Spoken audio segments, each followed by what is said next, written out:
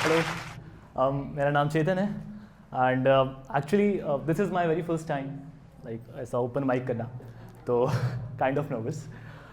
मैं स्टोरी सुनाऊंगा and story का टाइटल है मुझे जीना है। शुरू करते हैं।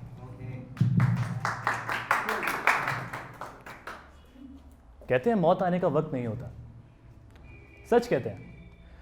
ये बारिश की उस बूंद की तरह है जिसके आने का एहसास तो सबको हो जाता है, पर उसके गिरने की जगह किसी को नहीं पता। उस दिन हॉस्पिटल बेड पर लेटे हुए अविनाश इन्हीं सब ख्यालों में डूबा हुआ था, और जब कभी बाहर आता तो अपने साथ के मरीजों को देखता। डॉक्टर्स का आना जाना, नर्सेस की बातें, उसके सिरहाने जो वेंटिलेटर मशीन लगी थी उसकी पीप पीप करती हुई आवाज़। शायद अब यही कुछ बचा था उसकी ज़िंदगी में। नहीं, ऐसा नहीं है कि ये सब उसके लिए नए थे। पिछले 2 महीनों में इतनी मुलाकातें हुई थी इन सब से कि अब तो ये अच्छे दोस्त लगते हैं।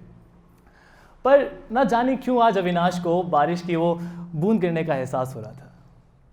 अविनाश मेरी, आपकी, हम सब की तरह एक साधारण सा नौजवान जिसको माँ के हाथ का खाना और क्रिकेट खेलना बहुत पसंद है। हाँ, एक शौक और है उसे, कहानियाँ लिखना। पर माता पिता की चिंता और एक अच्छी नौकरी पाने की चाह में कहानियाँ लिखना कहीं पीछे ही छोड़ आया था। पर अक्सर माँ से कहा करता, माँ तुम देखना, एक दिन अपनी जॉब छोड़कर राइटर बन जाऊंगा, तब पता चलेगा पापा को कि कितना अच्छा लिखता हूं मैं। और माँ भी बड़े प्यार से जवाब दिया करती, हाँ हाँ बन जाना, और जिस दिन बनेगा ना मेरे बारे में भी कुछ लिखना। बात है 2 महीने पहले की।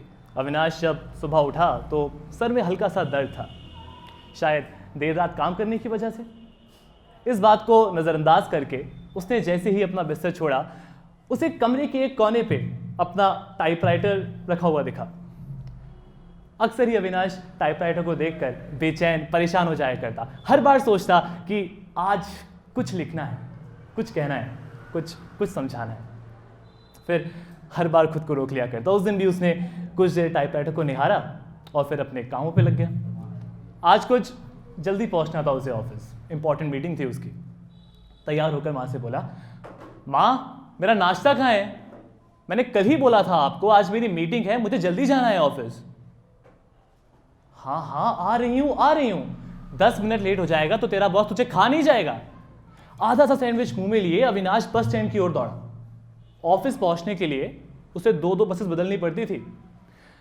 अभी बस पे चढ़ा ही था कि उसे अपना सर कुछ भारी सा लगा, पैर कुछ लड़खड़ाए और आंखों के सामने अंधेरा छा गया।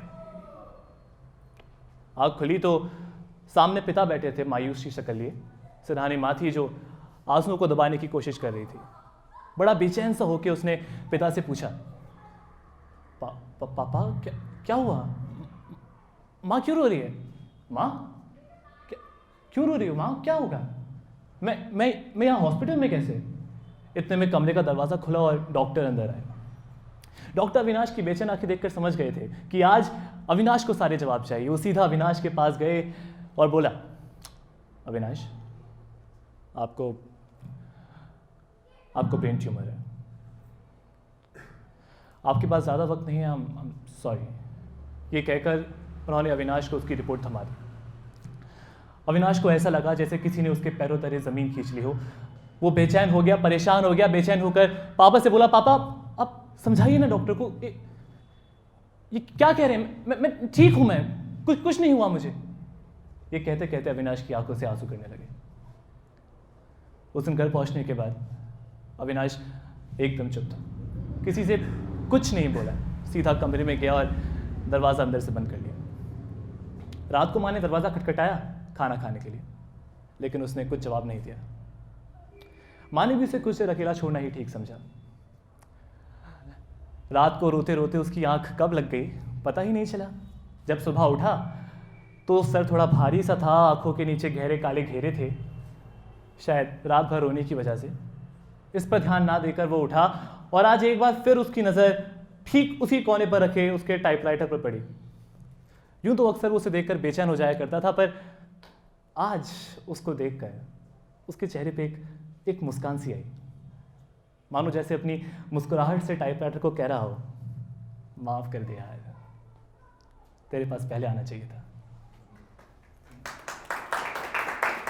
माफ कर दे यार, तेरे पास पहले आना चाहिए था, वक्त ही नहीं बचा।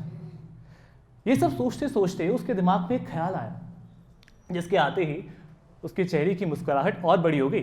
वो जल्दी से तैयार हुआ और जाकर माँ से बोला, माँ मेरा नाश्ता कहाँ है? और देखो आज आप थोड़ा जल्दी करना, मुझको अपना किताब लिखना शुरू करना है। ये सुनते ही माँ ने अविनाश को गले से लगा लिया, मानो जैसे अपनी सारी ममता एक साथ अविनाश को दे देना चाहती हूँ। जैसे जैसे दिन बीतते गए, अविनाश की किताब भी आगे बढ़ती गई। हाँ, अक्सर उसे अस्पताल में भर्ती हो जाना होता था, पर उसे यकीन था कि नहीं, उसकी किताब पूरे हुए बिना उसे कुछ नहीं हो सकता। किताब के हर पलटते पन्ने के साथ उसे महसूस होती तसल्ली, वो खुशी अपना सपना जीने की। और आज 2 महीने बाद जब वो हॉस्पिटल बेड पर है, अपने साथी मरीजों को देख रहा है, डॉक्टर्स का आना जाना, नर्स की बातें, वेंटिलेटर मशीन की वो आवाज़, तो वो खुश है। उसने अपना सपना जिया। वो देख रहा है उसके माता पिता सामने से आ रहे हैं, माँ के हाथ में उसकी किताब है, दोनों सिरहाने आकर बैठे उसके। माँ ने जैसे ही किताब का पहला पन्ना पलटा, 2 आंसू की बूंदें माँ की आंखों से छलक कर किताब पे गिर गई। पहली कहानी उसने माँ के लिए लिखी थी, मेरी माँ। माँ ने पहली कहानी अविनाश को पढ़कर सुनाई। अविनाश माँ को सुन रहा था और उसके चेहरे पर एक मुस्कान थी, सभी चिंताओं से परे। जब कहानी खत्म हुई तो अविनाश ने पिता को देखा। उनकी आंखें थकी हुई थी, जैसे परसों से ना सोई हों। बहुत अच्छा लगा बेटा, बहुत अच्छा लगा, मुझे गर्व है तुम पे। ये सुनकर अविनाश थोड़ा और मुस्कुराया और फिर चिंता से दूर अपनी मुस्कुराहट में उसने आंखें बंद कर ली।